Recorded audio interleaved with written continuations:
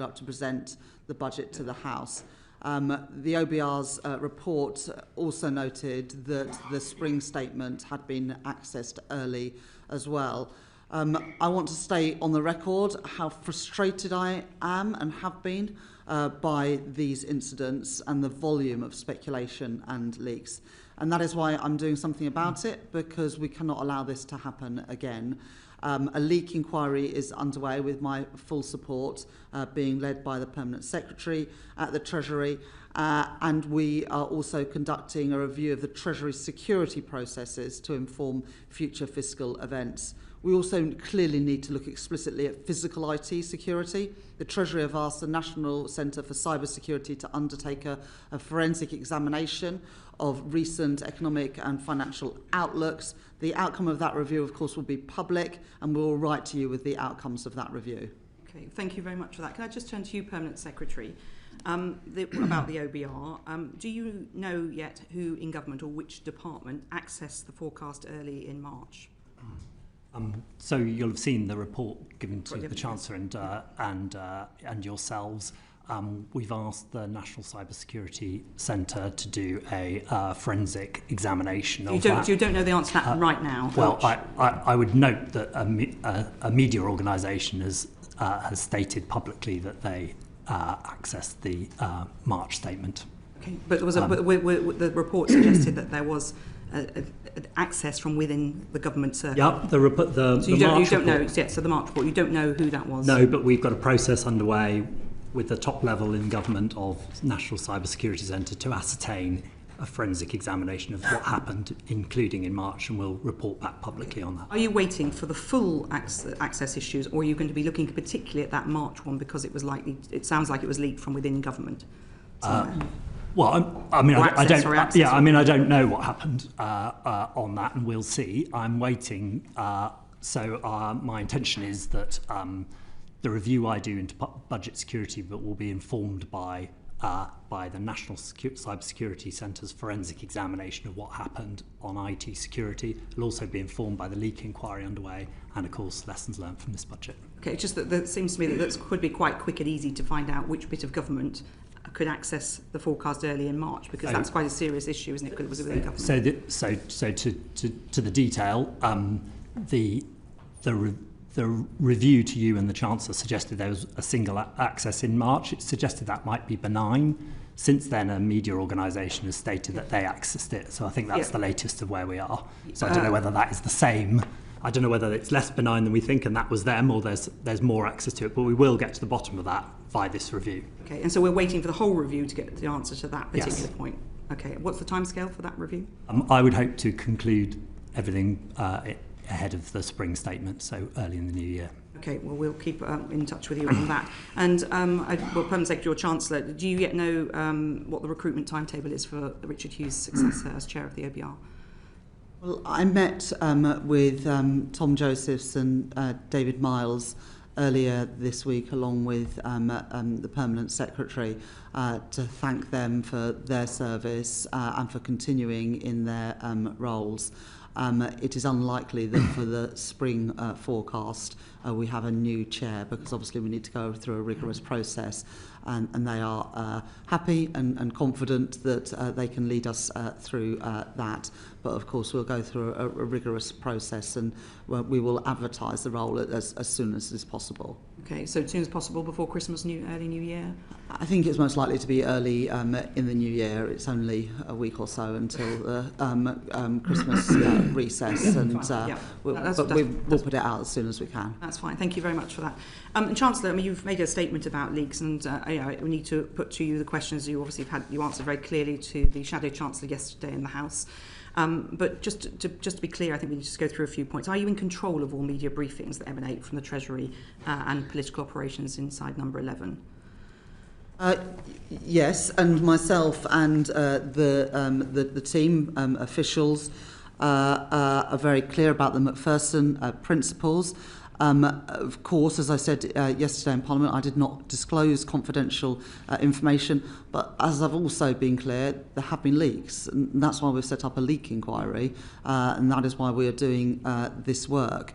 So that investigation is happening at the moment to ensure future budget security, including, as we've already discussed just now, making sure that the OBR as well. And just for your information, we are working with the OBR on IT security, and so in the spring they will publish via gov.uk rather than on their own platforms. So that's the first step. The independent report, Mikey and Martin and others indicated. So you're in control of media briefings. Are you therefore responsible for all media briefings that emanate from the Treasury in number 11? As I've just said, Dame Meg, there were leaks that were clearly not authorised. And that is very serious, which is why there is this review going on. But if you'd like me to address specifically the issues on the 13th of November, I'm very happy. Well, certainly, if I can get to that. I mean, but in the lead up to the budget more generally, there's obviously a very tight circle of people who are aware of information. I mean, the information about potential rate movements for income tax is probably one of the most protected bits of information, I would imagine, in the system. Roughly how many people would be aware of that information? I don't want to give you a number without being able to check the number of people who... Secretary?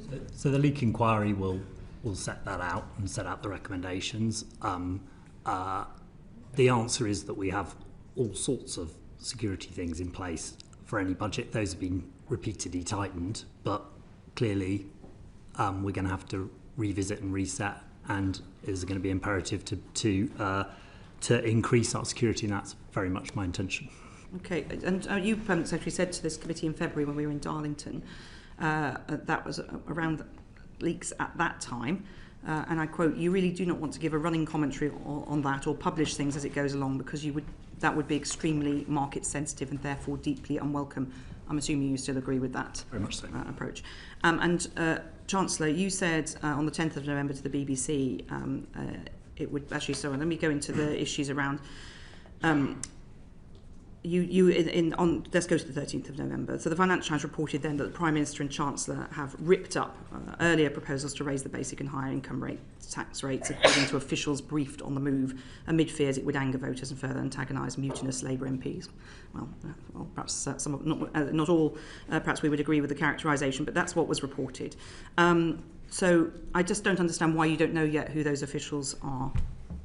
Do you know who those officials are, Mr. Bowler? Should we go through the timeline? So on the 4th of November, I gave a speech where I set out my priorities for the budget: to cut the cost of living, to cut NHS waiting lists, and to cut the debt and the deficit. I was clear in that speech that I wanted to build more resilient public finances with the headroom to withstand global turbulence. As you saw when I delivered my budget, I was able to increase the fiscal headroom from £9.9 billion that I delivered in the spring to £21.7 billion, so more than doubling the headroom. Yes, we know those facts. I was clear that to achieve those objectives, that we will all have to contribute. On Thursday, the 13th of November, there was a leak to the Financial Times about one element of the budget. The leak presented partial and inaccurate information and an inaccurate picture of the budget strategy. The implication that some could take from that story would have been that I had ditched core elements of the budget strategy that I had set out just a few days before in that speech, and that I wasn't going to build up the headroom that I had previously said was necessary. This wasn't true. And so both the Treasury and Number 10 issued statements on the 14th of November on the record to the press to be clear that the budget priorities stood, including to build more resilience into the public finances with headroom to withstand global turbulence. It was very important because the story in the FT was both partial and inaccurate, and it was important that quickly we ensured that people understood that the strategy that I set out publicly on the 4th of November was still stood. Can I just say, this is a story by George Parker, a very renowned political journalist at the FT, and he did say, according to officials briefed on the move. That's quite direct for an off-the-record briefing. It is very, and he's not the sort of journalist who... It was not an off-the-record briefing, it was a leak. You're really clear it was a leak. I'm absolutely categorical that was not an authorised briefing. It was incredibly damaging and frustrating.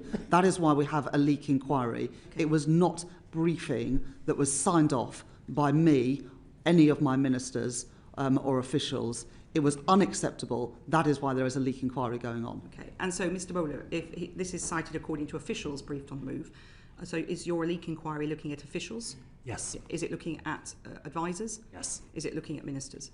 Yes, and it's being carried out by the Cabinet Office to do the leak inquiry, so it's a look at the Treasury and wider departments that would... Okay, and you don't...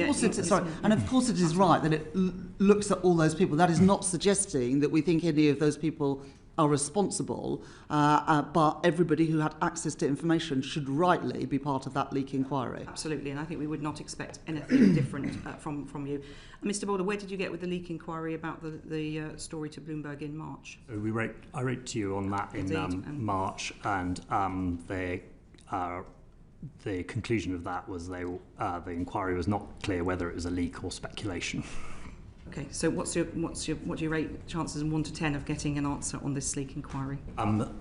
Well, I'd say a couple of things. I would say that it is not the case that leak inquiries don't get anywhere. It is the case that even in the last year across government, civil servants, I'll just speak to them, have been found to accidentally or deliberately leak information, and that has led to action, including dismissal. And secondly, I would say that we'll see the recommendations of this leak inquiry and we'll take action on them. I'm sure it will give us a recommendation about how many people knew things and the extent to which that's greater than what we intended for how many people knew things. That will be a useful piece of information which will want us to lead to being much more careful still on who knows what when, and I'm pretty determined to deliver on that. I think everyone will want that to work. You've got, on Thursday last week, the Chief Secretary to the Treasury told the House that there would be this inquiry into the leaks, so we welcomed that at the time. Which leaks? Because the Chancellor, you've spoken about the one to the Financial Times in 13th of November. Will the inquiry, Mr. Permanent Secretary, cover all of the other information? That is the main focus, because that was the clearly very damaging leak, and that's where the focus of things is going. But obviously it's for the inquiry to take it where they will. Okay. Can we just move on to the OBR's misgivings about the communications, because that's what led the OBR to write a letter. And I just think it would be helpful for the record, Permanent Secretary, if you could be clear that the information that the OBR provided in that letter was not unusual. A lot of it's in the EFO anyway. Yes. It was only the two, round 1 and round 2, that were additional information provided to this committee. Yes, that's right. And I'd also point out, and I think there's been some confusion about this, that it's worth saying that the Treasury, as in the Chancellor, took the extraordinary step to agree to release that information to deliver, including to this committee, maximum transparency about all of this. I would also say that it would be our endeavours, I think the OBR and ourselves, to now return those discussions to private, which is the best bet for policy making here, so that in future events we can exchange forecast information in private to take the right policy decisions. We asked the OBR that question last week about whether they would be willing to make this a regular thing. They had no particular objection. So you're saying that the Treasury would not want to provide the Treasury Select Committee with that information post the budget? Well, look, there's a debate to be had, and some countries do things differently. And we can look at that, but it would be my prior that it's for good policy making, you reserve the right for privacy between those things. I'd also point out that the Chancellor's nodding on that. So, Chancellor, you agree with the Permanent Secretary? Yes, I agree with the Permanent Secretary. I'd also point out that a feature since, I think, 2022 is the OBR published the timetable of when they're sending their forecasts to the Treasury. And I think you had evidence, the Lords Economic Affairs Committee had evidence from Andy King and others. I mean, the fact that they published that timetable does lead to quite a lot of speculation about what each forecast says. So, maybe when did you first know about the letter? When did the OBR start talking to you about writing that letter? When did you agree? The OBR said they were minded to write a letter. We said we'd agree with that writing of that letter. The original intention was that would be published on budget day, and the OBR took the decision to delay that for obvious reasons. Okay, so they approached you, but you agreed it straight. Yeah. Can you remember what time frame that was in? In the immediate run up to the budget. So during November. Yeah, during November. Okay. Mm-hmm. And just finally from me, Chancellor, on the 10th of November, you said to the BBC, and I quote, "It would of course be possible to stick with the manifesto commitments, but that would require things like deep cuts in capital spending." And you clearly set out, as you mentioned earlier, a strategy for your budget, and you set out those two options: breach the manifesto or cut capital spending. So could you just be clear for the record which one you chose? Well, I said in my speech on the 4th of November everyone would have to contribute. We were able to keep that contribution as low as we did by using a range of more progressive tax, like the high-value council tax, the gambling tax, the tax on dividends and property. Which we'll get into in the second. Yes, but of those two, you set out very clearly on the 10th of November, those were your two options. So what you're saying really is you didn't seem to go for either of them. Is that fair characterisation? Well, of course, there are always other options available, and there's a number of policies that leading up to the budget that we cost as the Prime Minister as being clear. Very starkly on the 10th. Well, those are two options. Those are two options that were available, as the Prime Minister has subsequently said. We did look at whether we needed to increase the rates of income tax, given our concerns around the forecast and particularly the productivity downgrade, which took £16 billion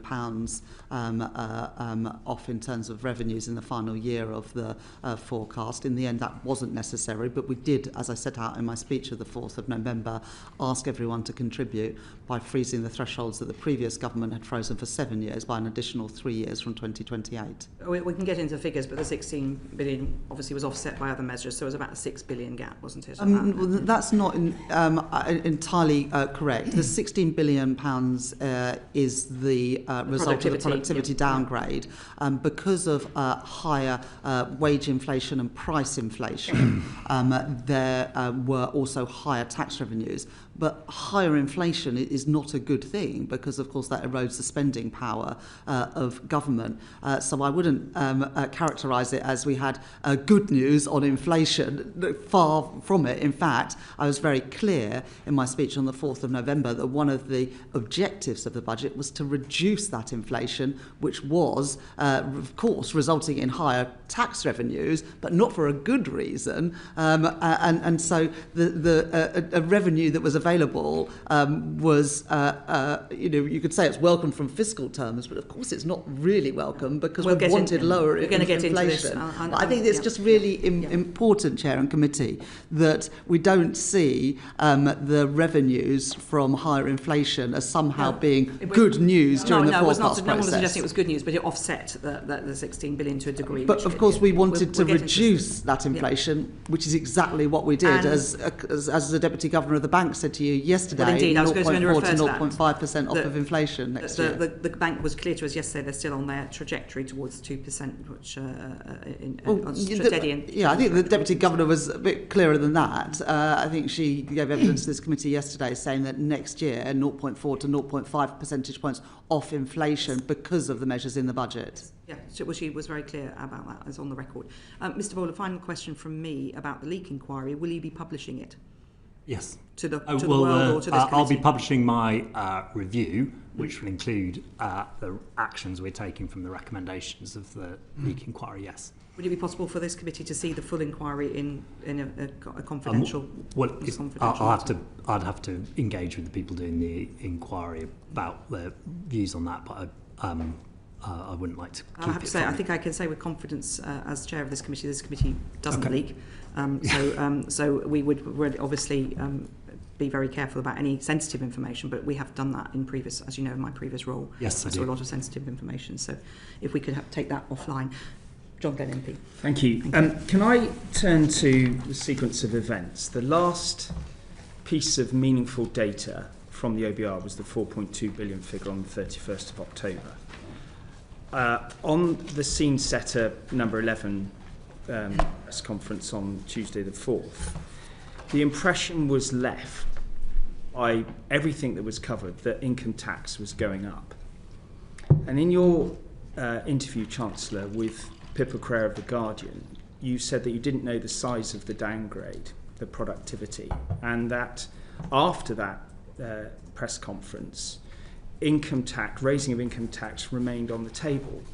What I don't understand is what further data points came from the OBR after the 31st of October, because as far as I can see, there wasn't any meaningful data. Chancellor. Thank you very much. As you'll know from your time at the Treasury, pre-measures is not the final word from the Office of Budget Responsibility, because then you have post-measures forecasts as well. And in the post-measures forecast, they take into account the policy decisions that we take as a government on tax and spend. And the OBR rightly do their own analysis of the revenue that different measures raise. And so there was plenty of additional information being shared between the OBR and the Treasury between the 30th of October and Major Measures 1 and indeed Major Measures 2. So I think it is not right to say, and I think you'll know this from your time at the Treasury, that the 4. I was never Chancellor. Longest serving economic secretary since the Second World War. The point I'm making is, I want to just try and clarify that there were more meaningful data points between the 4th and the 13th, 14th of November. Yes, and what led to those being meaningfully different? Yeah, yes, there was, and the reason for that is that the OBR do costings of all of the changes that we're making, as well as there being interactions between the tax measures and other economic variables, whether that be GDP, consumption, inflation. And so all of this is changing. It was a big budget. I think we can all agree that. And every measure both has its own impact, but also a cumulative impact. So there was a lot more information between those sets. The other thing I would just add is that the 4.2 billion was not the number that we were using at the Treasury, because there was also the policy decisions between spring statement and autumn budget that meant that the £4.2 billion headroom was actually, from our reckonings, around a £3 billion deficit against our fiscal rules. So not only was 4.2 billion not the last word from the OBR, but it's not the number we were using internally at the Treasury. The clear impression left from the scene setter press conference on the 4th was that income tax was going up. I mean, that was what every newspaper was saying. Well, income tax was going up. And then 10 days later, it wasn't. So what could you tell us about what happened about your decision-making process during those 10 days? Yeah. So a couple of things. First of all, in the speech in the 4th of November, I was very clear that everyone would have to make a contribution. And you saw that in the budget on the 26th of November. We froze for an additional 3 years the tax thresholds, national insurance and income tax, that the previous government had frozen for 7 years. We extended that for a further 3 years. That's not a breach of the manifesto, but it is asking everybody to contribute more. I was very upfront about that. Raise taxes for working people. And I was very upfront in my speech in Parliament when I delivered the budget that would mean that everyone was having to contribute in exactly the way that I set out in my speech on the 4th of November. So I stand by very much the speech I made. I said in that speech that we were going to cut the cost of living. We did 0.4, 0.5 off of inflation next year, as Claire Lombardelli said to you yesterday. Cutting NHS waiting lists, we've already reduced them by 250,000. We protected NHS spending in the budget, and also cutting the debt and the deficit, which you can see in the OBR and Treasury documents. But I was also very clear in that speech, both that we would need to build more fiscal resilience given global turbulence, which we did, taking the headroom to 21.7 £27 billion, but also that we would have to ask everyone to contribute. Did you decide to change the decision not in terms of raising the rate of income tax in those 10 days? The Prime Minister has been clear that that was one of the things that we looked at, but we were also looking at the tax thresholds. In the end, because of the decisions we made on higher value council tax, on property and dividends, and a number of other measures, we were able to keep the contribution from working people as low as we possibly could. Did you make that decision, or did the Prime Minister? Well, the Prime Minister and I met 2-3 times a week during the budget process. That is not always the case between Chancellors and Prime Ministers, I recognise that, but there is a very close partnership between myself and the Prime Minister, and so we took him through all of these all of the numbers and all of the options, and we decided it together as a team, because that is what the Prime Minister and I am. Thank you very much, Chancellor. Dame Harriet Baldwin. Thank you, Chair. Now, Chancellor, in the run-up to the general election, you said that you had no plans for tax rises beyond what was in your manifesto, and that you would focus on growth, and that growth was really the way in which you were going to get more tax revenues coming in. You've now put together two of the biggest tax-raising budgets in UK history. And the Office for Budget Responsibility has told us that there's not a single measure overall that has a positive growth impact. They think, in fact, that tax hikes are harming growth. So can you tell us what your growth plan is? It's not one of the priorities of this budget. Are you still chairing the Growth Mission Board? Yeah. Thank you very much for that question. First of all, and you know, we've been through this a number of times. There was new information after the general election. First of all, the £22 billion black hole in the public finances left by the previous government, which has been discredited by the Office for Budget Responsibility. Not at all. The £22 billion black hole left by the previous government, which was set out to me by Treasury officials the weekend that I became Chancellor of the Exchequer, which we had to fill, and then the £16 billion downgrade to productivity, the impact that that had on fiscal revenues. And as the Office of Budget Responsibility were very clear, that reflects the weak productivity in the previous Parliament. The OBR made the decision to do that revision this summer, but they were very clear it doesn't reflect any policies of this government. So those are the two key things that have changed since the general election. And of course I did go into the general election with the targeted tax increases on non-DOMs, on private equity, on private schools, on the energy profits levy that we were elected to deliver. We have delivered those. We have had to do additional tax raising because of the mess left by the previous government. But you've also asked about growth. Well, shall I finish answering your question, Dame Harriet? You've asked about economic growth. You will know that in the spring, the OBR upgraded their growth forecasts. It was the biggest upgrade to growth from a non-fiscal measure that the OBR in their 15-year history now has ever made, and that reflected the changes that we made to planning.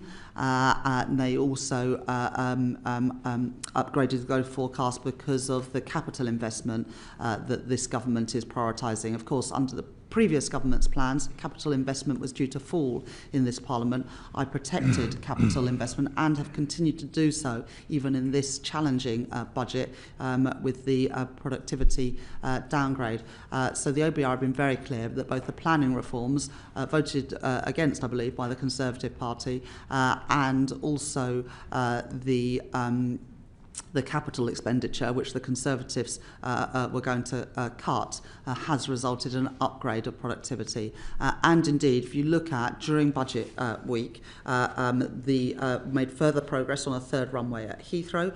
We signed off the film studio in Marlow that had been opposed by Buckinghamshire Council and that we called in. And since the budget, JP Morgan have announced a huge investment in Canary Wharf. Goldman Sachs have announced that they're doubling their headcount of jobs in Birmingham, and in addition, the Co-op have announced that they are freezing or cutting 2,700 prices in store. These are all pro-growth measures, but probably the most pro-growth of all is the 5 interest rate cuts that we've had from the Bank of England since the general election. That's only possible because of the stability that we've provided after the chaos we had in previous years. So you chose not to put any new growth measures in this budget. Well, that's exactly. No, that's not what I said. Dame Harriet. Dame Harriet. Perhaps Dame Harriet, if you ask a question, then the Chancellor can... Yes, but don't contradict what I just said.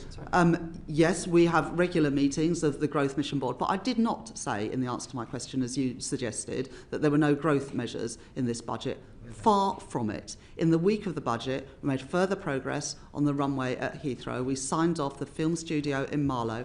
Jamie Dimon, the chief executive of JP Morgan, who could invest in any country in the world, chose the day after the budget, referencing the actions that I had taken in the budget, that as a result of that, he would be making the investment in Canary Wharf. Similarly, Goldman Sachs, company that could invest in any country in the world, announced the following day, because of the measures in my budget, that he was investing in Britain. Thank you.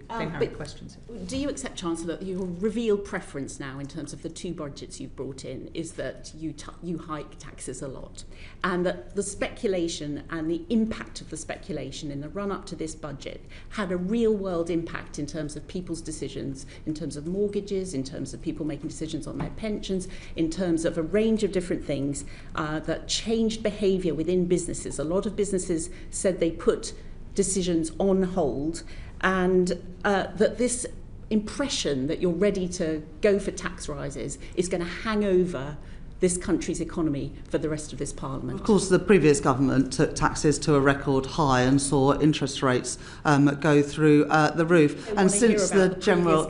No, I'm not surprised you don't want to hear about the previous government, nor the voters. Can I just have there we are. There's a rare moment of agreement. No one wants to hear about the previous government. Questions and answers would be good, please. Yes, which is what I'm trying to do, Dame Meg.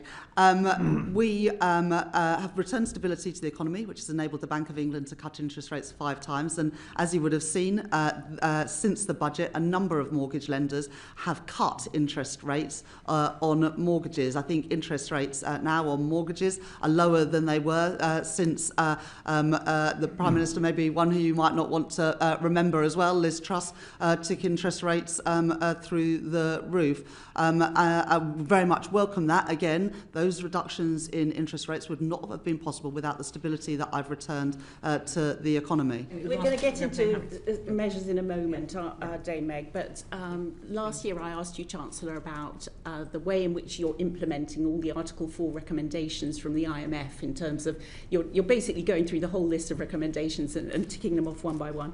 Last year I asked you if you were planning any overhaul of council tax. You said, no, we're not looking at that. I asked you if you were looking at road pricing. You said, no, we're not looking at road pricing. I would argue that you've started the process on both of those in this budget. There are a couple more measures that I think the public out there would be very interested in hearing if you can rule those out.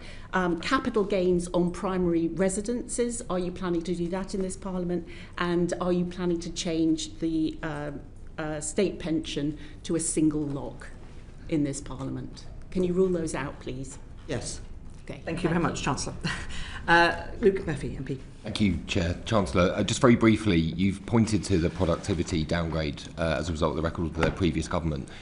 Would you have made different choices in this budget if it were not for that downgrade, and if so, which ones? Chancellor. Well, thank you very much for your question. The productivity downgrade by 0.3 percentage points took £16 billion off of headroom in the final year. Obviously has bigger impacts than that, because the impacts is not just on fiscal revenues. The impacts are also felt in people's wage packets, are certainly the forecast for those future wage packages, because productivity is obviously the biggest driver of growth, and therefore the biggest driver of the money available in the economy, including for wages. So it is very disappointing that the conclusion is, after the last 14 years, including the botched Brexit deal, the impact of the pandemic and the impact of policy decisions of previous governments, has resulted in our productivity being so much lower than the Office of Budget Responsibility previously forecast. Well, I guess I'm Chancellor in the world as it is, and rather than the world as I might want it to be. But of course, if the circumstances are different, I would have made different decisions. It goes back from the point from Dame Harriet, the reasons why we have had to raise taxes in the last two budgets were last year because of the £22 billion black hole in the public finances, and this year because of the £16 billion downgrade to productivity forecasts. I'm determined to beat those forecasts. We beat them this year. The OBR forecast in the spring that our economy would grow by just 1% this year. They have now upgraded that forecast to 1.5%, and I'm determined to beat them in future years because the Conservative legacy does not have to be our destiny, which is why we're pursuing a whole range of growth policies. Thank you very much. That's very clear. Thank you. Chris Coughlin, MP. Thank you, Dame Meg. Chancellor, you know that I'm a fan of the government's language on public R&D.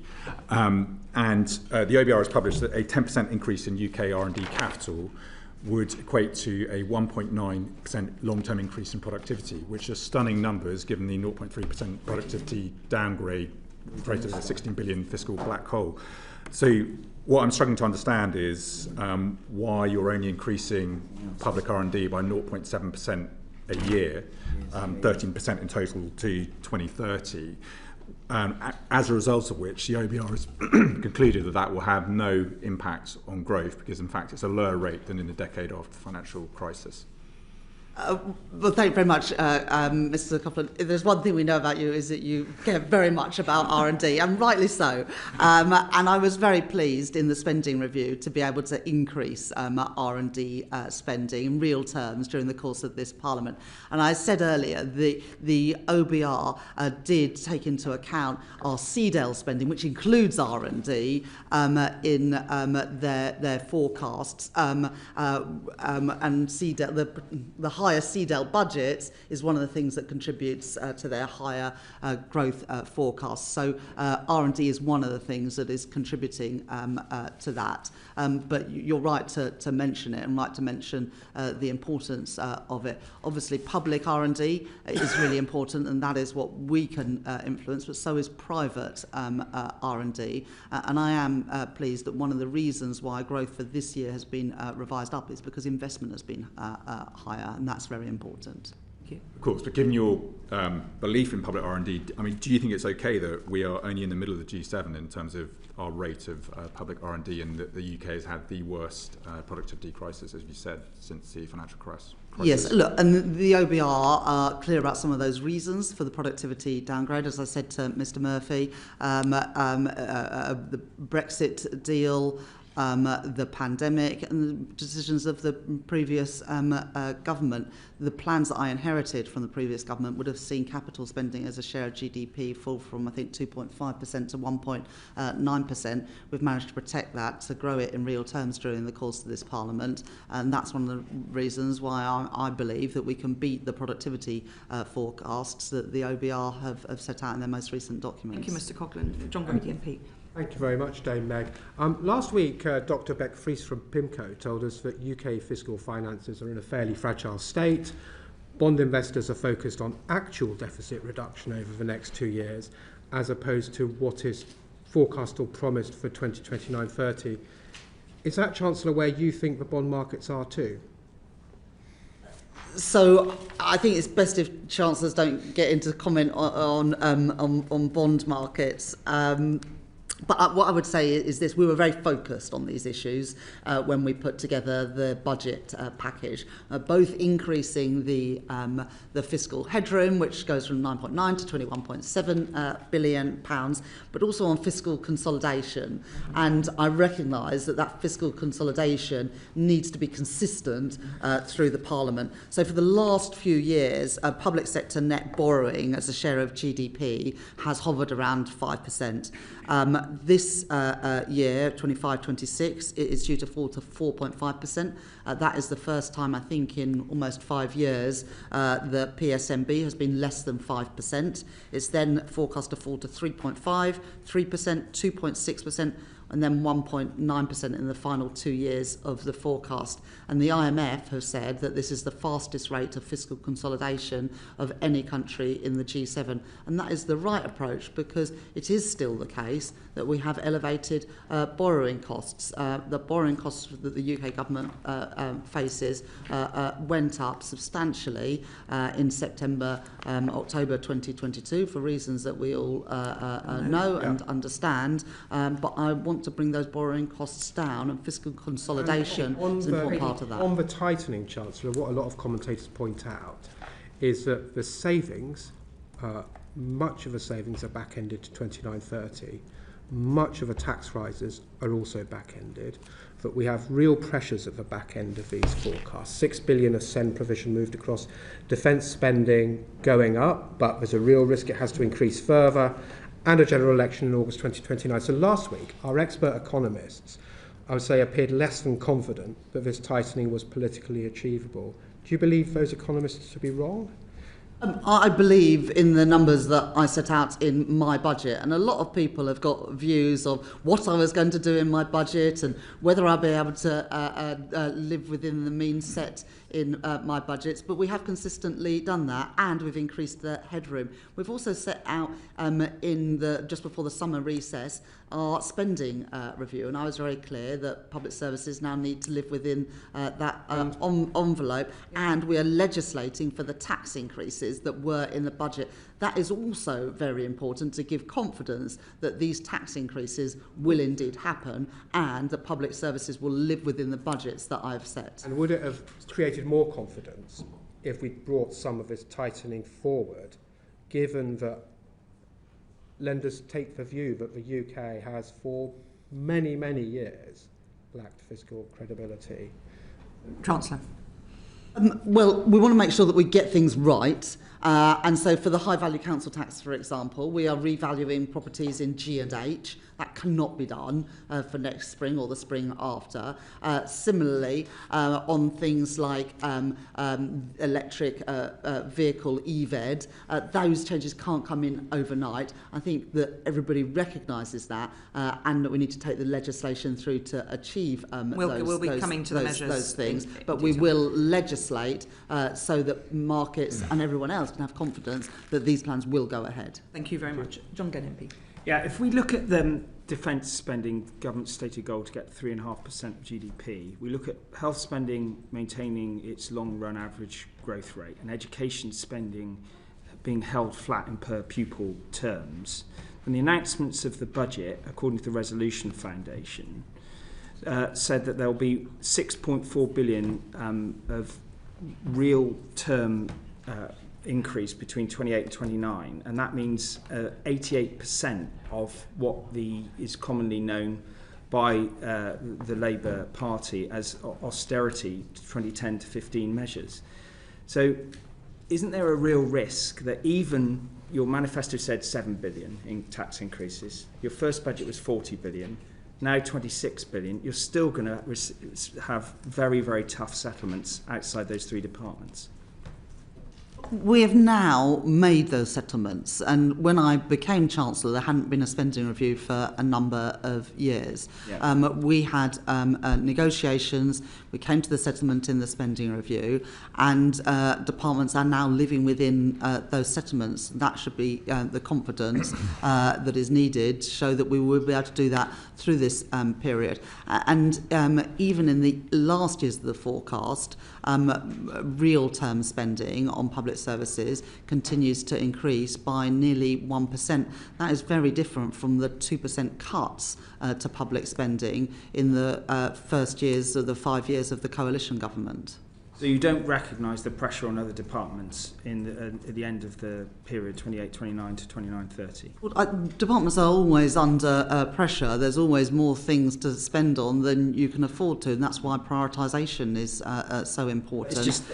Those settlements are not imposed. They are negotiated and agreed with departments. Chancellor, I totally recognise the integrity of the spending review process, but I'm just saying that if you align the reasonable expectations of health spending, education spending, and your aspirations on defence, all the other departments have a pressure which is pretty much resonates with what happened between 2010 and 2015. That's the fact.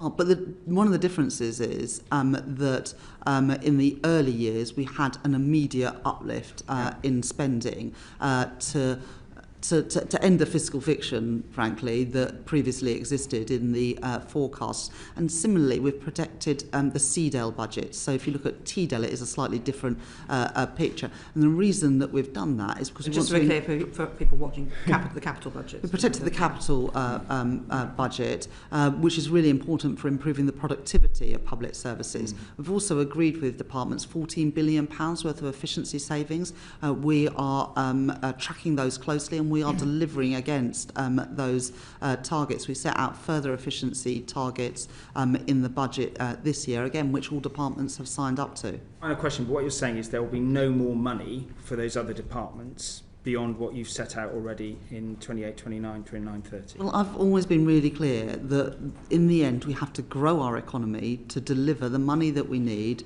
to keep increasing living standards and have the money to deliver our public services, which is why growth is the number one priority of this government. And as we saw, if you just had 0.3% higher productivity growth, which would translate to 0.3% higher GDP growth, you'd have £16 billion more a year to either reduce taxes or spend on public services. But it is true that that is why growth is so important. Beyond this year, which I recognise the change that you've quoted, in all future years, the OBR say that growth is downgraded consequential of this budget decision. Not consequential of this budget, Mr. Glenn, and I want to be really clear about that.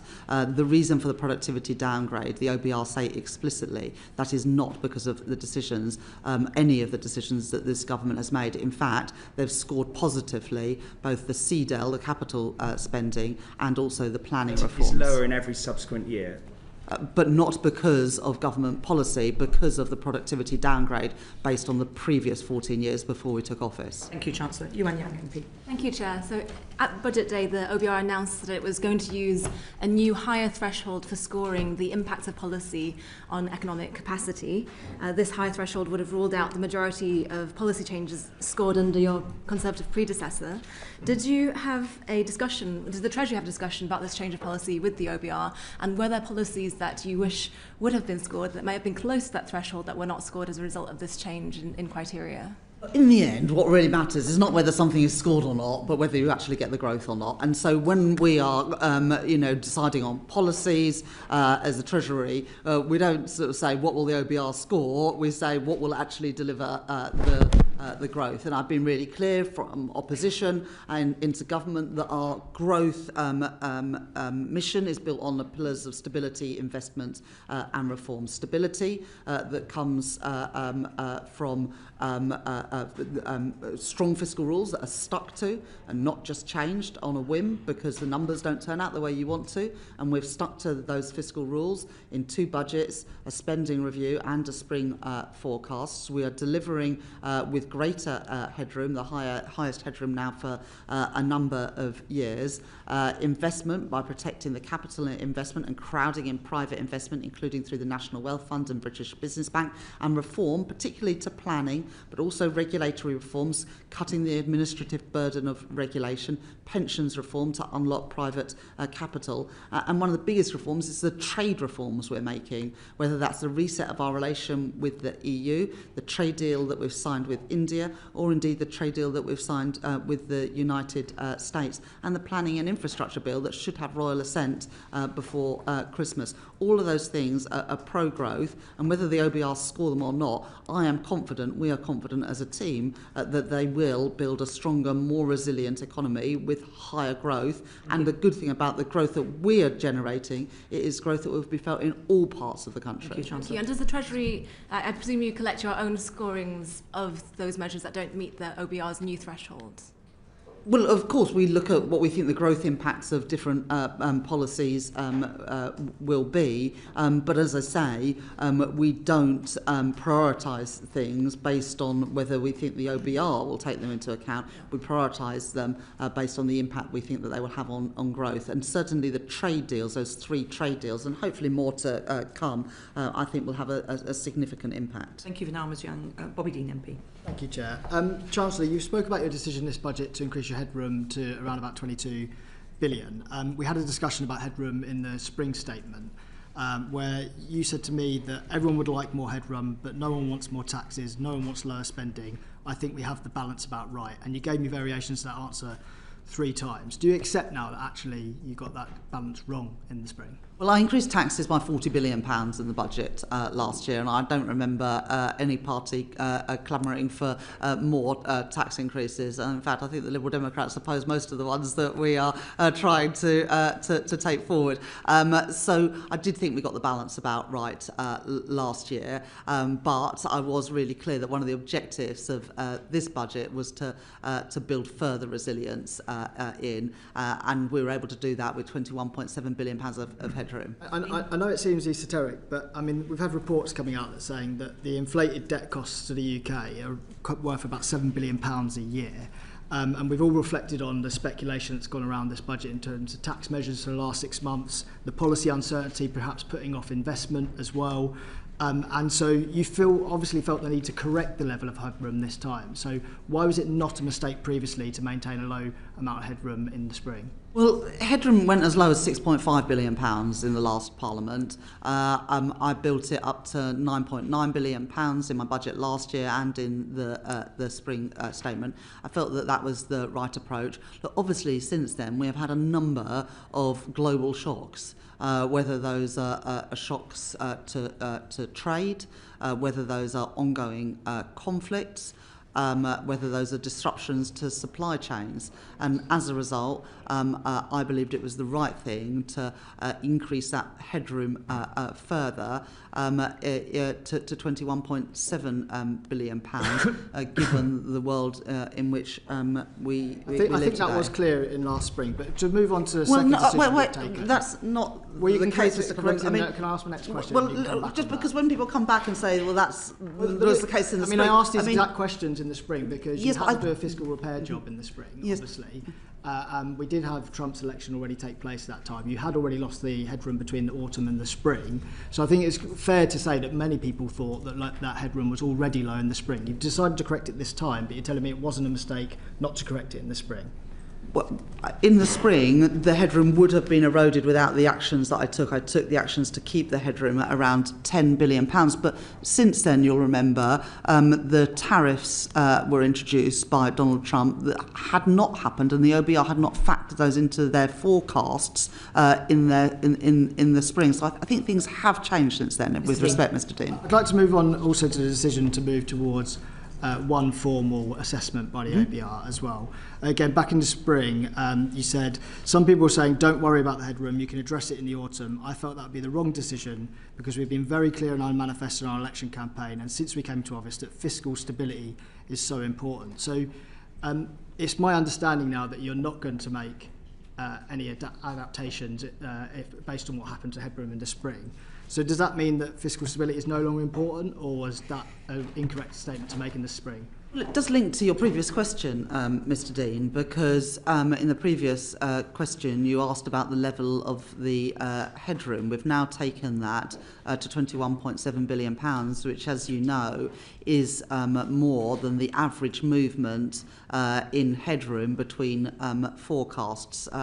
So I now believe that we have the buffer in place. The buffer enables you to make that decision. So I could just push you on the next question, which is, what circumstances would you feel like you would need to make adjustments in a spring statement? So 22 billion definitely gives you more buffer room, but is an erosion of 5 billion, 10 billion, 15 billion too much? At what point would you act in the spring instead of the autumn to address the headroom, which everybody will still be able to see whether or not a formal assessment is taking place?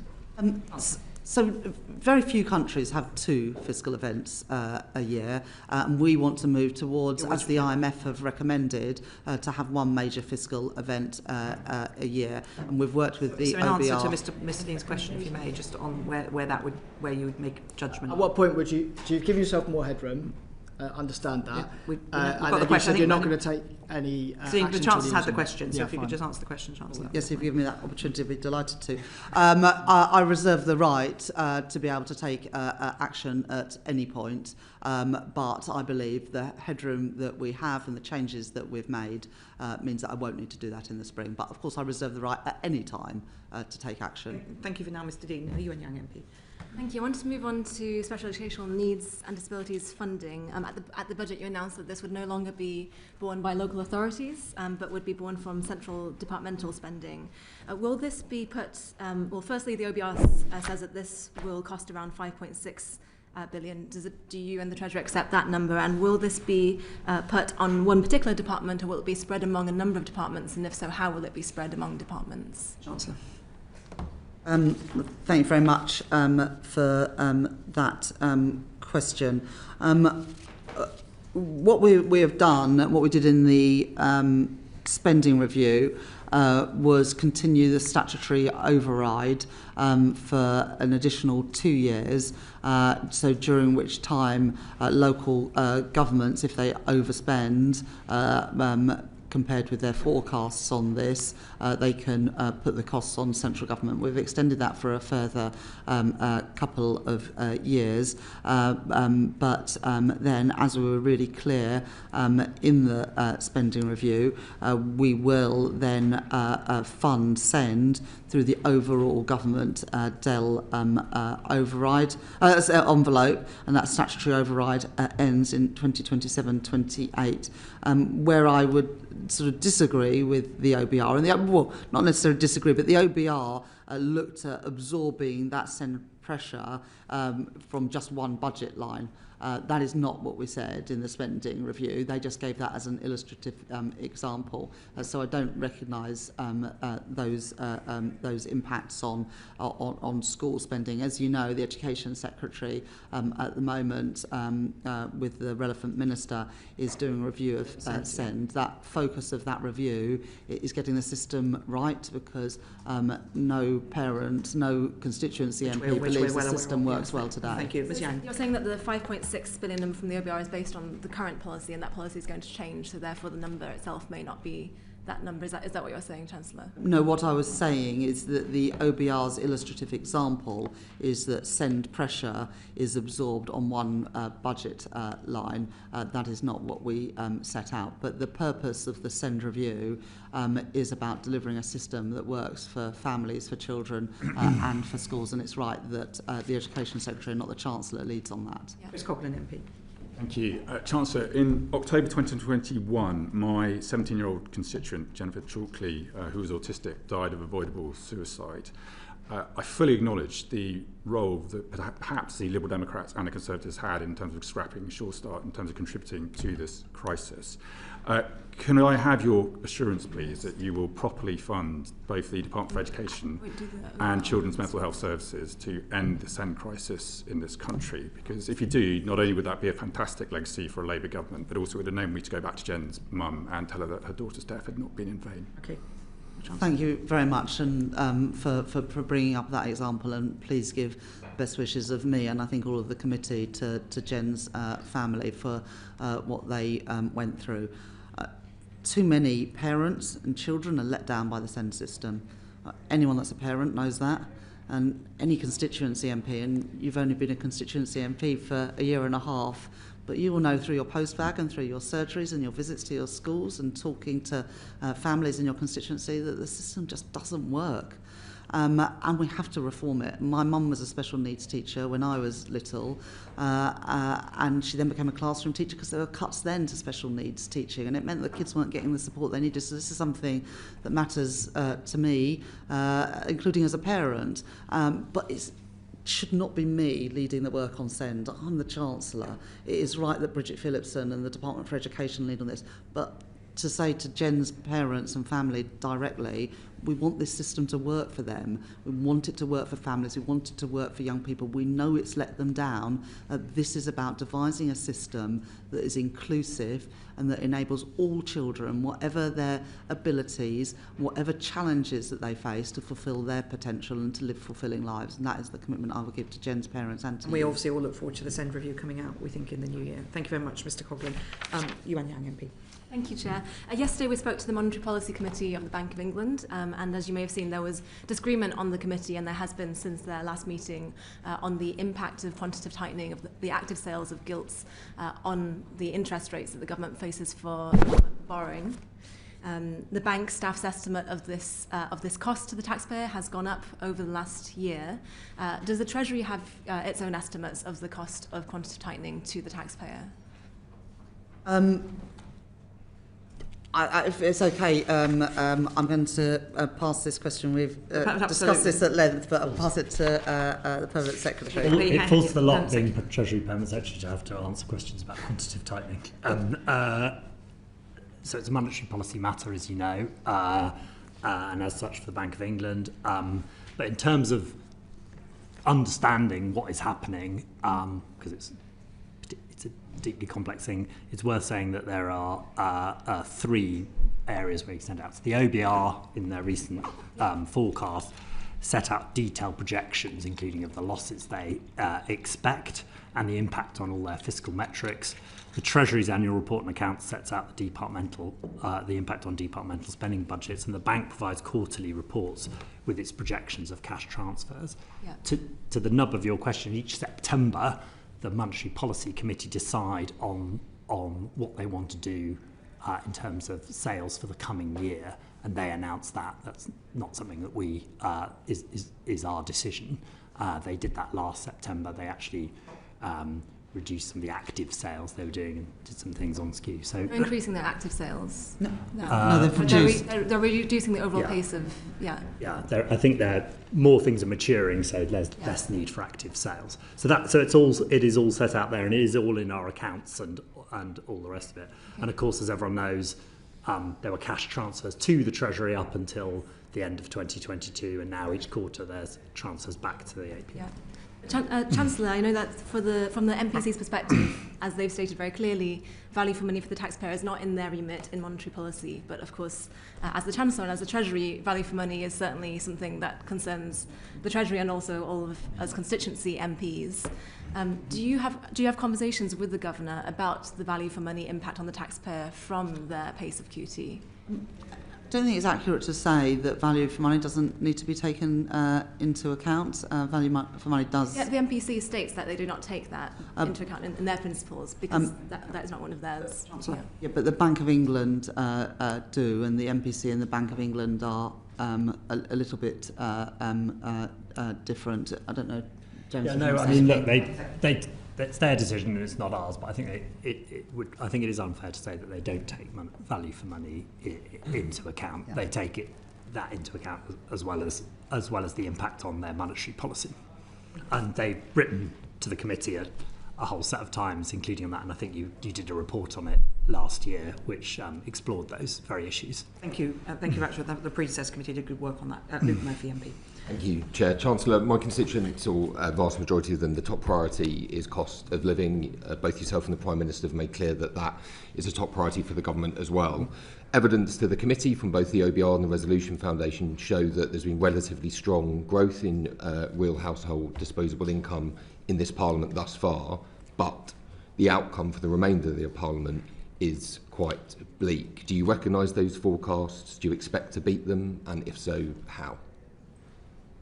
Thank you very much for that question. I think the growth rate of RHDI per capita is expected to be positive in every year of the forecast. But you're right to say, and this reflects the answer I gave, I think, to John Grady earlier, about the impacts of the productivity downgrade isn't just a fiscal impact.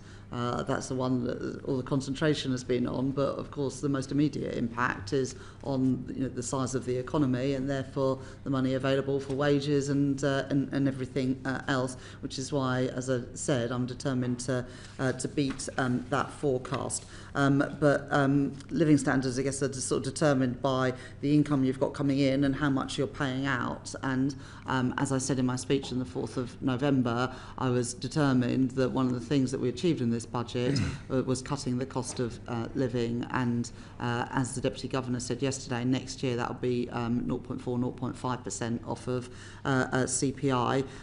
There are sort of three primary things we're doing to achieve that. The £150 off of energy bills by scrapping eco entirely and taking other levies off bills, freezing prescription charges for the second year in a row, and also freezing rail fares, which I know will be a big issue for constituents of yours in Basingstoke, the first time that's happened in 30 years. Do you anticipate having to come back in future budgets to take similar measures on the cost of living? Is that something you would expect, given the outlook for living standards that the OBR and you have just recognised? Chancellor. Well, I think the OBR and the bank expect inflation to peak this year, to fall, I think, on average of 2.5% next year before reaching target at 2% the following year. And for the remainder of the forecast period, the reductions in energy bills and the freeze in other prices, and indeed the freeze in fuel duty until September next year, all contribute to inflation coming down quicker than would have than we previously thought. We then need to continue trying to boost productivity and growth to put more money in people's pockets, but the focus in this budget was specifically on costs, which is why we introduced that package of measures. Thank you very much. Jim Dixon, MP. Yeah, I think many people will welcome the redistribution within the budget, where you can see each decile as you go lower down the income scale doing better. Do you, however, believe that might be a problem, the squeezed middle problem that we've seen in this country for many years, in which people in the middle of the income distribution are finding it very difficult to maintain their living standards, particularly as they get further towards the tax thresholds in which their income is then taxed at a higher rate? Mm-hmm. First of all, Mr Dixon, I'm very disappointed you haven't mentioned the Lower Thames crossing. I think it's the first time I've had a conversation with you and you haven't. But I will address your actual question. The distribution analysis that we published alongside the budget shows that every income decile, except for the top, is better off through the measures that we have taken in the last two budgets, but the biggest beneficiaries are in the bottom couple of income deciles, particularly as we lift children out of poverty, which we're very, very pleased to be able to do at this budget. I do recognise that we've asked everyone to contribute by freezing the thresholds for an additional 3 years on top of the 7 years for which they've already been frozen, but we were able to keep those contributions to a minimum by asking those with the broader shoulders to pay more, and some of those specific taxes, whether it's on landlords, to rebalance the tax system, but so that whatever form of income you have, we're narrowing the gap between the tax rates that you pay on it and things like the high value council tax, which obviously paid by some of the more wealthy people in the country. Thank you, Mr Dixon. Okay, thank you very much. Bobby Dean. Thank you. Just following on from that question about the squeeze middle, there's been some analysis done since the budget about the impact on the 1% or even the 0.1%, and people claim that if you look at those categories, it's not as distributive as the Treasury's graphs present. Mr Bowler, do you do any analysis, distributional analysis, in regards to 1% or 0.1% internally? Well, we do. No, we do. Our focus is on the distribution analysis we do, which is really, really rather good, I have to say. I'm very proud of it, and it's deeply thorough. It's been complemented for how we do it and the level we get into. All the rest of it, we've done it for some time in that way. So that's the focus we do, and it focuses on deciles. I don't know whether Darmish has any more to say on that. So we focus on deciles, as the PEMSEC says. We don't have the data on a consistent basis to be able to do things like the top 0.1%. Obviously, that doesn't stop in individual policies from being able to look at focuses of distribution. Chancellor, I just wanted to ask you if you recognise this analysis that's out there. There's obviously increasing scrutiny about the top 1% and the top 0.1%, particularly as those on middle to higher incomes are starting to really feel the pinch. Do you think that it would be a good idea for the Treasury to start modelling this as well, so you can get a true distributive effect?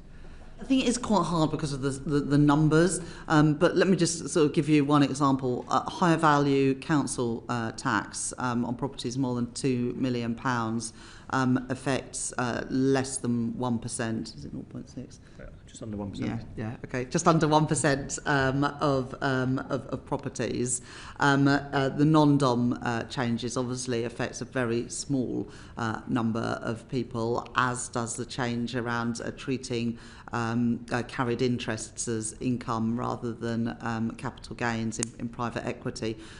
So all of those are taxes paid by a very small number of the most wealthy people. Would you commit to trying to look into that in the future?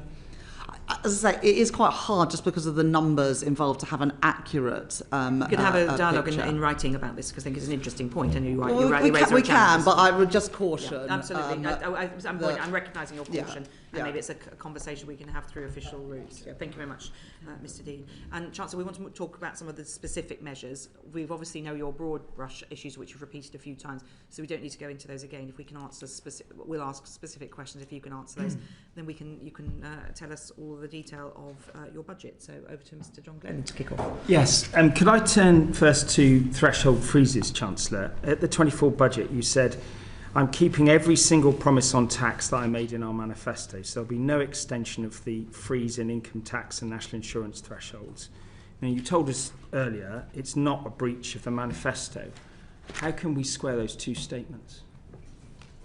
Our manifesto was very clear. It referred to the rates of income tax and national insurance and the rate of VAT. But I have been very clear, I'm not trying to shy away from it in any way, that this is everyone makes a contribution through freezing those thresholds. I'm not trying to sort of sneak it out and pretend it doesn't exist. I was very explicit in the speech that I gave in the Chamber and in every subsequent interview that working people will pay from 2028 a bit more in tax, but we've managed to keep that as low as possible because of the other changes that we've introduced. Do you recognise, if you look at the distributional analysis, that increasing the headline rate of income tax is more progressive than threshold freezes? I don't recognise that. I think that they are broadly similar. So no, I don't recognise that. Okay. Thank you very much. Chancellor, you obviously took a decision to change the way that salary sacrifice worked. Can you just explain what was the reason? I mean, obviously you had to raise money. Was there a particular reason you focused on that area? Yeah. So the cost of salary sacrifice left unchecked will go up by 3 times in the next few years. So it'll multiple of 3. Yeah. So no one had expected that when salary sacrifice schemes started getting up and running. We already spend £70 billion a year on pensions tax relief. We're not changing that at all, nor are we changing how much you can take out tax-free as a lump sum. But salary sacrifice was only ever really expected to top up pensions rather than being the main vehicle. It was pensions that was your particular focus, because obviously salary sacrifice is for other things. It wasn't because people were using it for other approaches. What do you mean by that? Well, yeah, you have salary sacrifice for other things like gym membership, extra holiday, or expensive bikes. Yeah.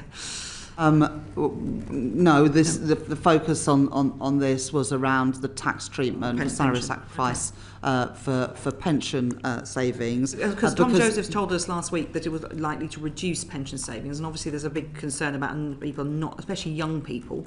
There's a lot of evidence they're not saving enough for their pensions. How did you weigh up that impact with the decision to reduce salary sacrifice for pensions? Well, in the last few years, pension savings have increased, primarily because of automatic enrolment into pensions. I think about 11 million people who weren't previously saving for pensions are now doing so. I think the last few years, the cost of living has put pressure on how much people can put in to save for retirement, but hopefully that is beginning to ease as a pressure. But you can still put £2,000 in and have exactly the same tax benefits as you previously had, but any contribution over £2,000, which you're still able to make, will get the pension tax relief, but not the additional salary sacrifice relief. And that is the tax relief that was always supposed to be applied to pensions. Salary sacrifice was only ever expected to top up pensions, but it has been increasingly use of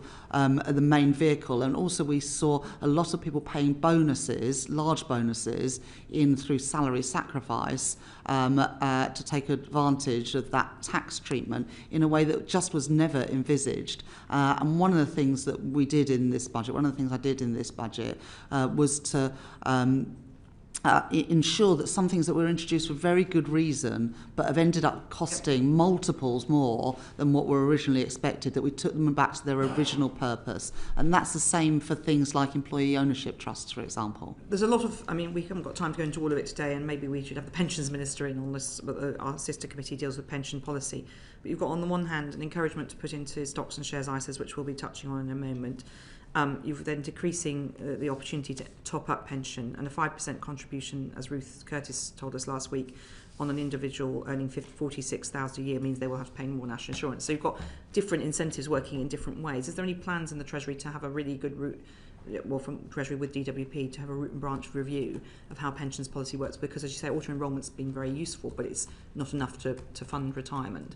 We have set up a pensions commission. The Minister for Pensions has done that, who will look at these issues.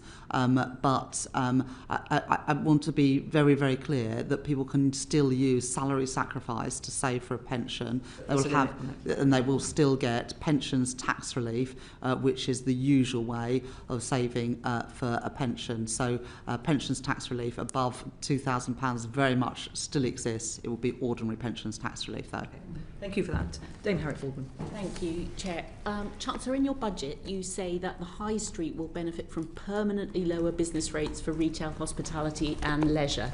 And I think you will have heard that the reality for a lot of these High Street businesses is, in fact, that they're looking at the detail and they feel that they will struggle to survive with the higher rates bills that are coming, on top of the rising employment costs, on top of their rising energy bills.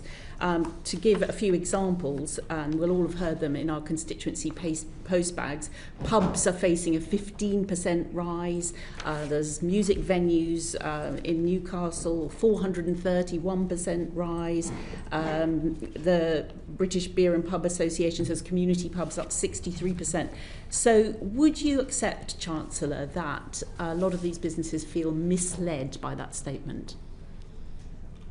So let me set out what is happening with business rates, because there's a couple of things happening at the same time. The last time that the Valuation Office looked at the rateable values of property was in 2021, and of course that was in the middle of the pandemic. And so many rateable values fell sharply during the pandemic. They've now been revalued, and of course those rateable values are now higher because we are no longer during a lockdown in a pandemic. At the same time, during the pandemic, there was temporary support given to a number of businesses to support them with business rates. The previous government put in temporary support that finished in the last year of that government. They didn't allocate any money for future. In my first budget, I put in additional support for the first year, and in this budget we've put another £4.3 billion of additional support in as we transition to more normal valuations and rates. But what we've also done in this budget is to permanently lower the business rates, the tax rates that are applied to properties for eligible retail, hospitality and leisure businesses, and that is paid for by a higher rate on the top 1% of properties, particularly distribution centres that are used by online companies. So there will be permanently lower rates for those sectors. But as we transition, we've put in £4.3 billion of support for the types of businesses that you refer to.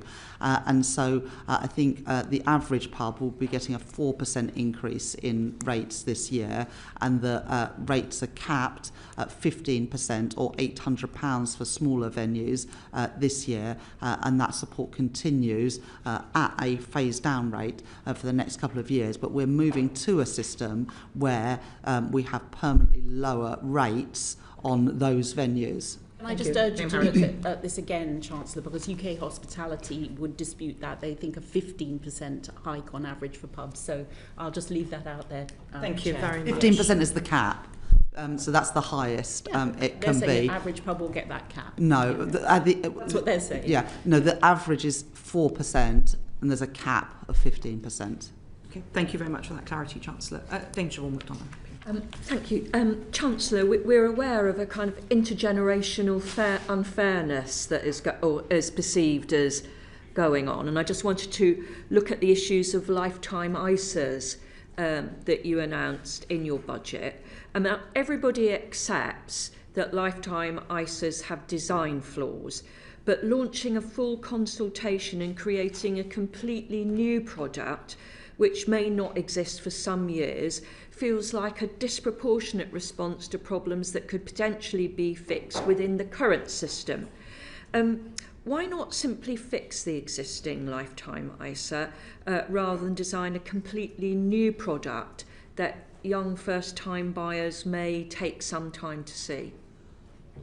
There's a lot of scepticism about the current product. A lot of lenders won't offer it because of design flaws in the way it was set up and a lack of clarity about who the product is suitable for. And many lenders don't want to, many banks and societies don't want to offer it because they don't want to be later accused of mis-selling a product. So there are a number of flaws with the existing system, and there have been a number of criticisms, including from people like Martin Lewis, about the withdrawal fees and also about the value of property that you can buy, and also the confusion about whether it is a vehicle for saving for retirement or a vehicle for paying for your for a first home.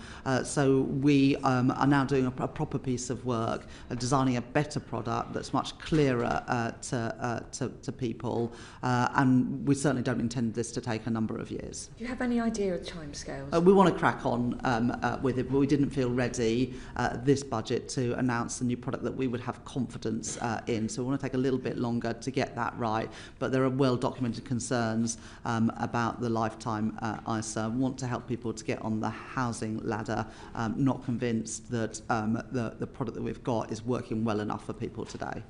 And just looking at the age differential for investing in a cash ISA, do you think it's fair that young people who want to save for that mortgage deposit are being forced into a more volatile stocks and shares, while retirees are allowed greater freedom to save in cash?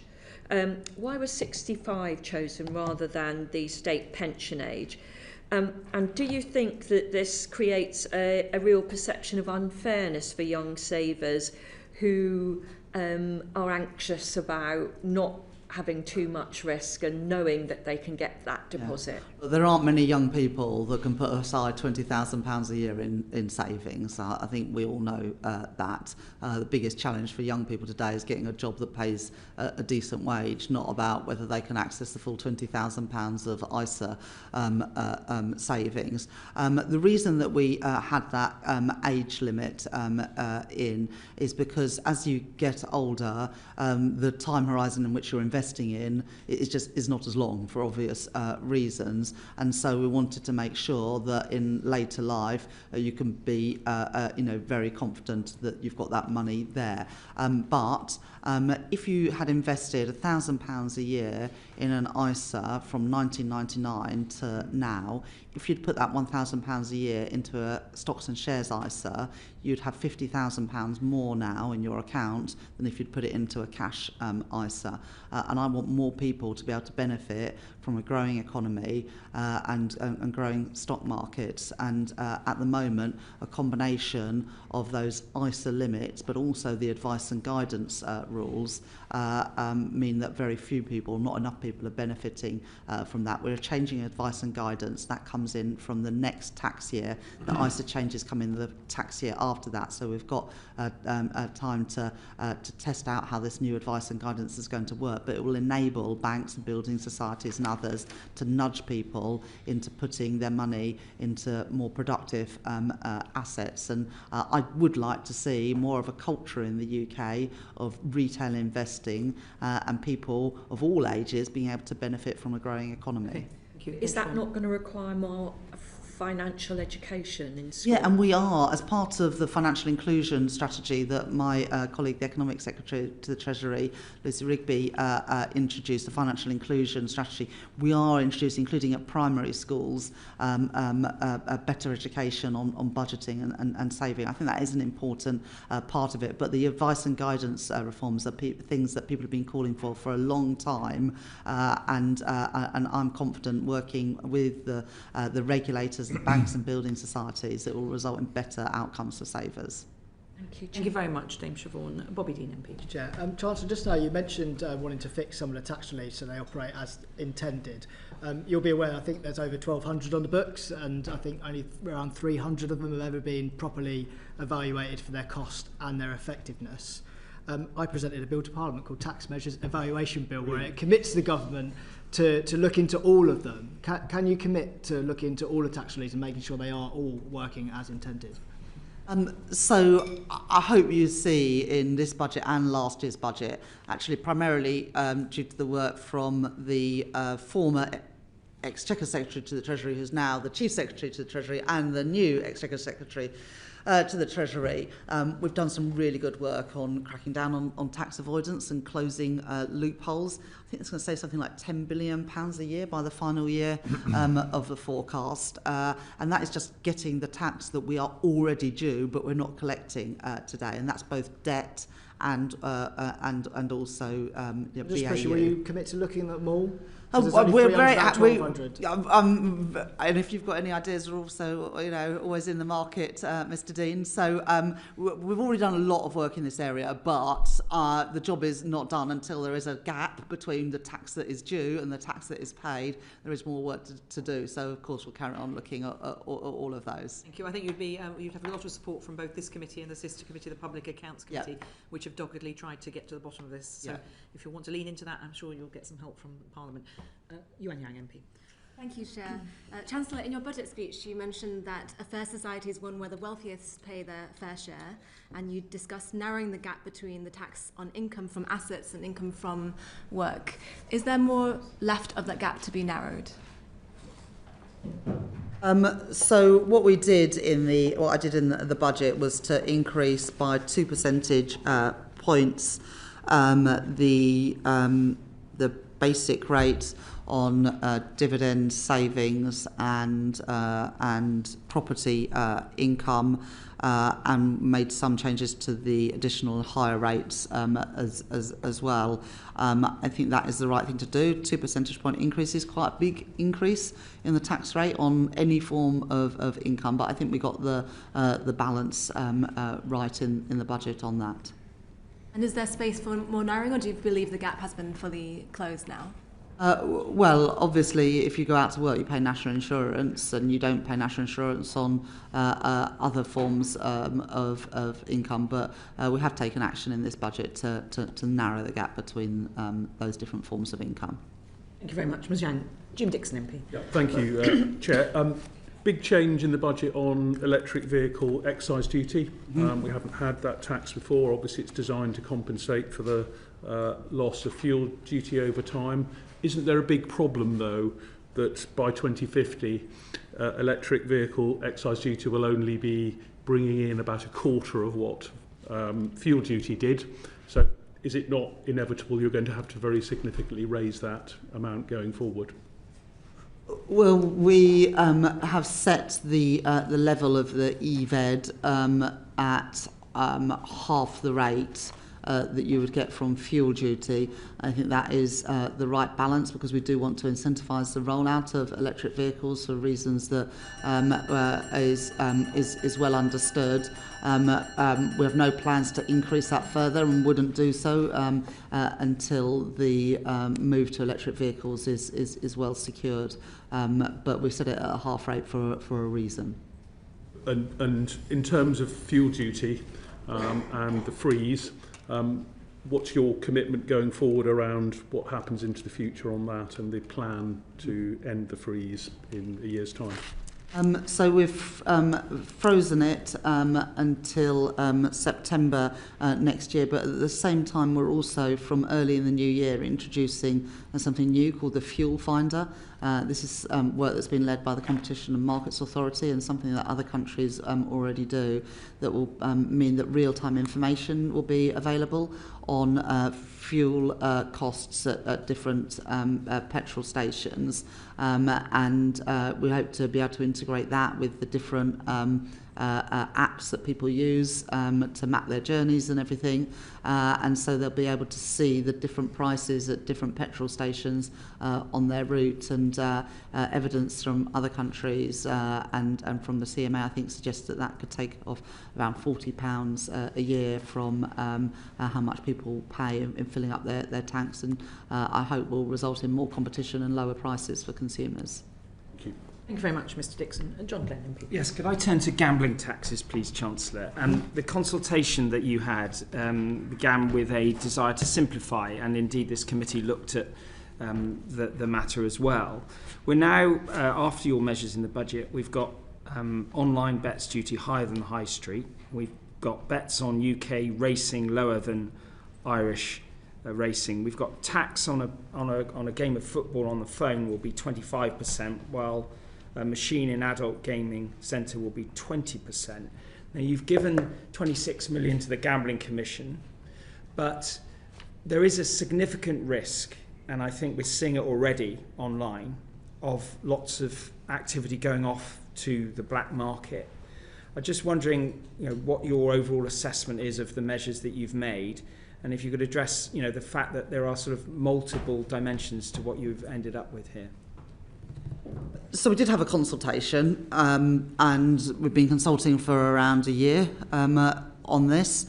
I think that is a good way to make policy, and we've spoken to all the different stakeholders, and that's why there was a lot of things going on. So we decided not to do anything about in-person betting, to do nothing around horse racing, and also we've managed to take tax off bingo entirely, because I think there's lots of good social benefits. We also didn't do anything about machine gambling, because we were concerned around things like seaside towns and around incomes in pubs, for example. But there was plenty of evidence that online gaming in particular, but also betting, does result in more serious harms than in person, and that's why we chose the package that we chose, which had the biggest increases for online gaming and then increases for online betting. And actually there was a wider theme in the budget about rebalancing the tax system away from taxing physical trading and more tax online. That's true for business rates. It's true for taxing low value, applying customs to low value imports, and it also applies to gambling. That was a theme running through the budget, that high street should not be undercut by online. But there's a specific issue here as well about the harms that have been doing. Now, you mentioned the black market. That, of course, was something that we factored into our deliberations when we designed this policy. And obviously, we could have taken those tax rates higher, but we chose not to, exactly because of the concerns that you have mentioned. And we've also put money into at the budget to tackle the issues of the illegal market. £26 million allocated to the Gambling Commission. Can I just ask you finally on that? I understand your logic, but some of these companies are configured with cross subsidies in different parts of their business, and in essence, do you expect to see a restructuring in the industry now consequential of this? Because it seems quite likely that some will not find it viable because of the nature of the subsidy from different parts of their businesses, and some of them are already going into difficulties and going offshore. Well, obviously these taxes apply whether the company is offshore or not, because it is a tax on the bet. And again, that was an important design of this policy, that you can't just relocate overseas to get out of paying that tax. We also are making it relatively more attractive to do betting in real life rather than online, and that was a deliberate design of the policy. Look, I recognise that everything has consequences, but so do the harms of gambling have consequences, and that was also a consideration in this budget. There has been a huge growth in online betting and gaming, and I think it is right that we tax it more appropriately and have a level playing field between the high street and online businesses. And of course, all the money from this is being used to reduce child poverty. Thank you, and thank you for that, because with this committee cross-party, obviously put out our report on that very point. So thank you for that answer and for that action. Luke Murphy, MP. Thank you, Chair. Chancellor, the capital allowance changes in the budget, could you set out how they will increase investment and growth, given that tax specialists like Dan Needle have said they believe that the changes will do the opposite?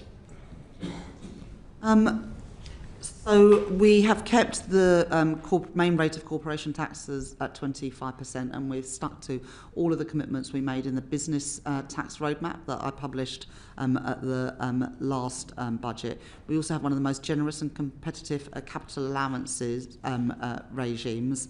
And what we are doing, what I have done at the budget, is decreasing the main rate of write-down allowances, just the main rate, by 4 percentage points to 14% from April next year. And that has allowed us to fund a new first-year allowance, whilst also raising revenue to protect public finances. So it's also consistent with what we're trying to do in introducing more generous upfront relief for investments, and we'll be doing that as well for some of those leasing of equipment and machinery that isn't eligible for the full expensing, to now get a more generous first year allowance. This is about trying to encourage investment, but it is within the context as well of needing to raise money in this budget. But I think the net present value of investments remains the same.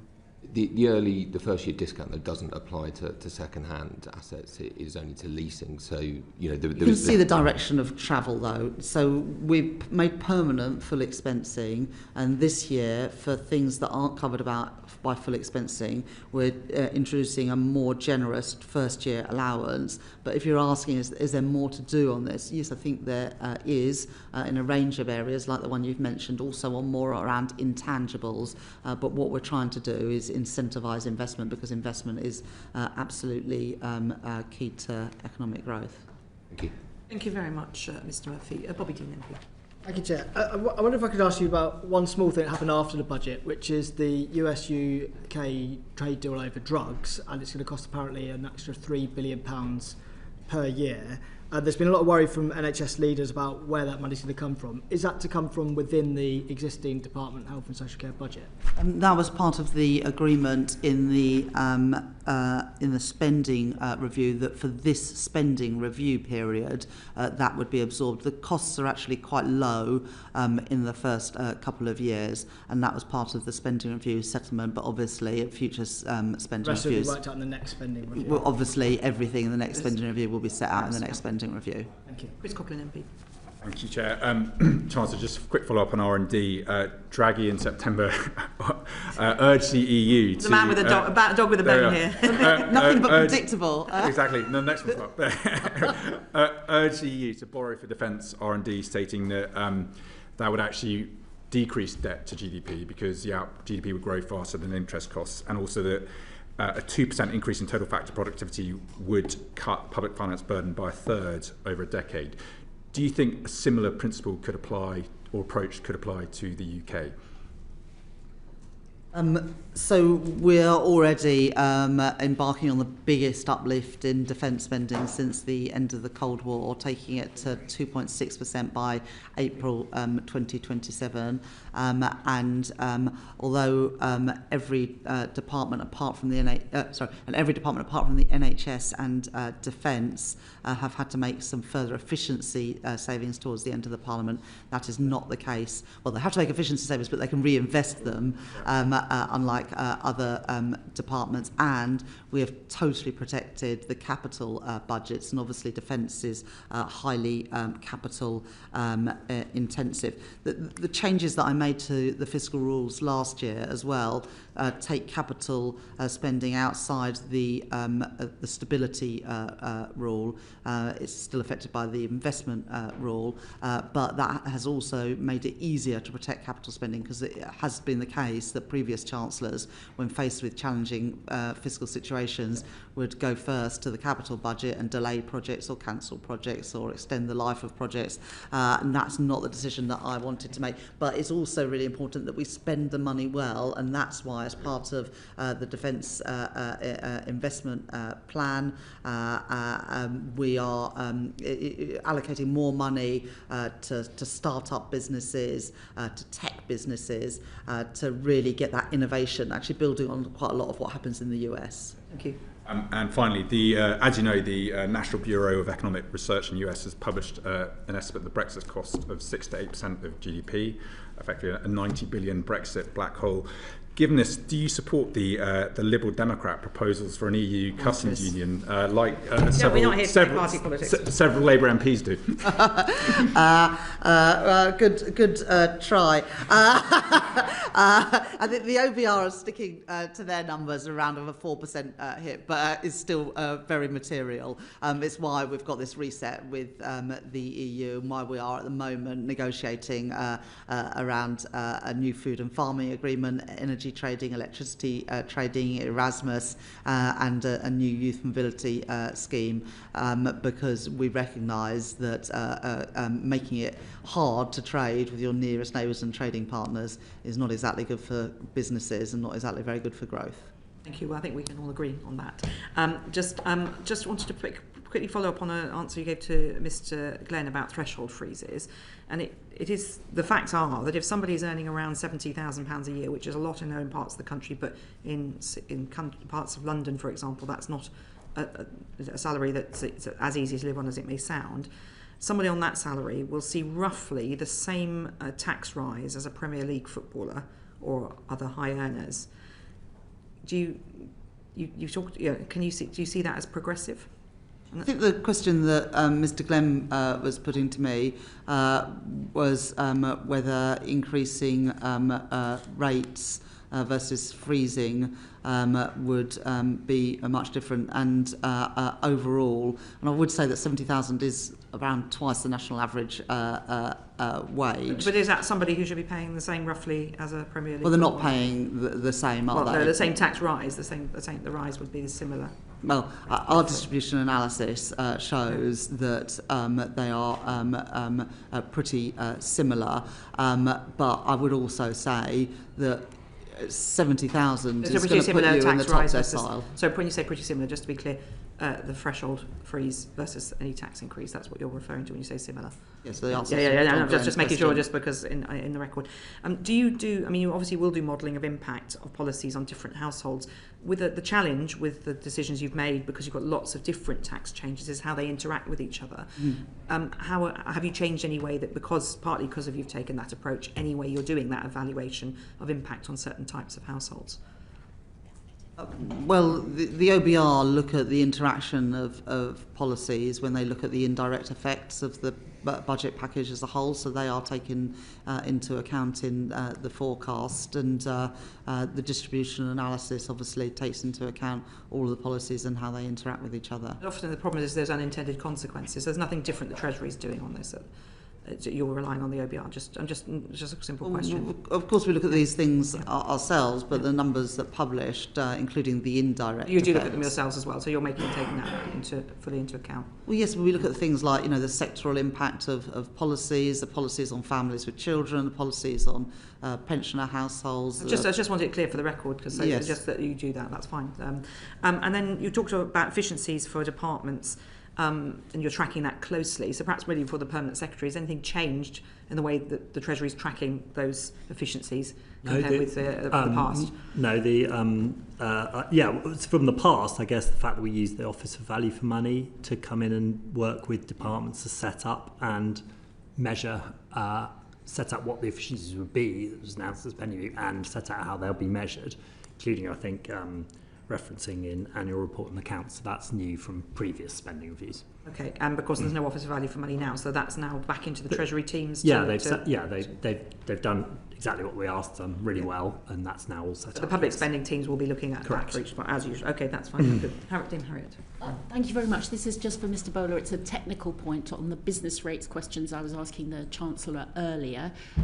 The Treasury website gives some worked examples of how the transitional relief will be applied, and that is a maximum cap versus the 40% discount that was in place. The letter that's gone out from the Ministry of Housing and Local Government to the councils that will actually implement this change does not have the 40% in it. So actually is a much more significant increase. So could you take that away, Permanent Secretary, and just make sure that the letter that goes out from MHCLG is exactly consistent with the guidance of the Treasury and the intention that the Chancellor clearly set out in her reply? Yeah. Can I also say, Dame Harriet, I recognise that businesses are crunching through all the numbers now, and I just would urge all businesses and also parliamentarians when we're interacting to make sure that businesses understand the transitional relief, because I know there have been a number of businesses who have seen the headlines without understanding the transitional relief, and obviously the two go together. And so the letter apparently from MHCLG is incorrect, it sounds like, so perhaps that could Definitely be clarified. That sounds like an urgent matter for the Permanent Secretary to get off. So on which point I will thank you, our witnesses, very much indeed. Thank you to the Chancellor, the Right Honourable Rachel Reeves MP. I'm not sure the budget never ends. You're probably thinking about the next one already, but at the end of this, sort of a full stop at the end of this budget cycle, to James Bowler, the Permanent Secretary, to Dharmesh Nair, first-time attendant at this session. The transcript of this session will be available on the website uncorrected in the next couple of days, with thanks to our colleagues at Hansard and thanks to Bowtie for the broadcasting. Thank you very much indeed. Order.